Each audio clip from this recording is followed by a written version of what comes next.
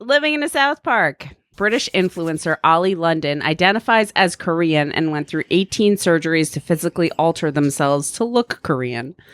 I love this guy.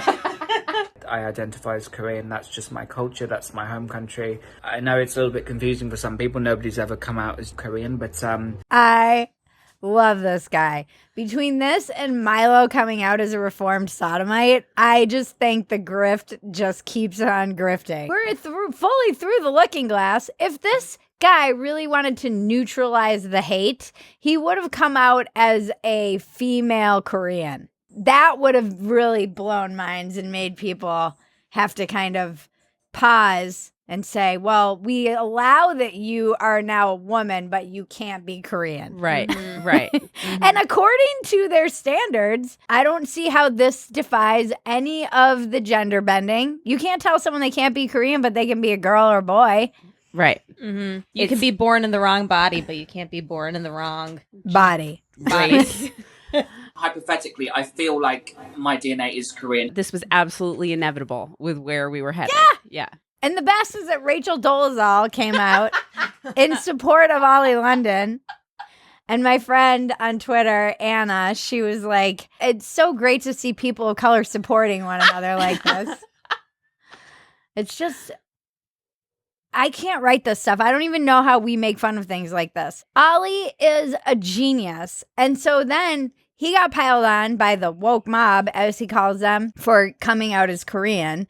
And then he started launching an entire clothing line that said "Stop Asian Hate," and he was like #Stop Asian Hate. Oh my full on God, that's amazing. I didn't know that.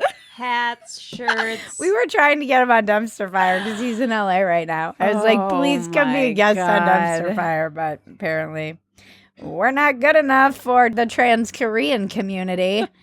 Yeah, the whole thing was like, transracial lives matter too. Wow. Like, No, this is absolutely inevitable. And this is, what are they going to do?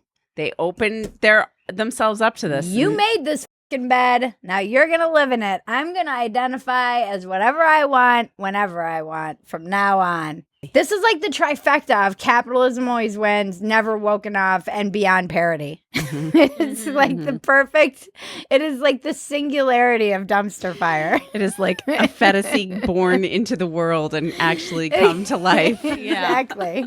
You, Ollie, if you're listening, you should identify as a fantasy.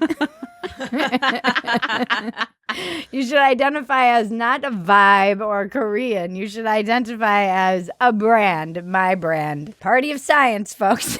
And then someone in one of the articles we read was like, this is really offensive to me as a Korean for someone who doesn't have a scrap of Korean DNA in them. I'm like, well, how do you not apply these to the whole trans women The thing? arguments are so dumb. If you read the arguments, you're like, you guys don't have any self-awareness. How can you apply this to somebody who is a different race and not to somebody who is a female, for example? It's so stupid. It's so dumb. But it's the perfect epitome of exactly what I hope needed there's to so happen. much more of it. I hope they come out with reparations and then everyone in America identifies as black.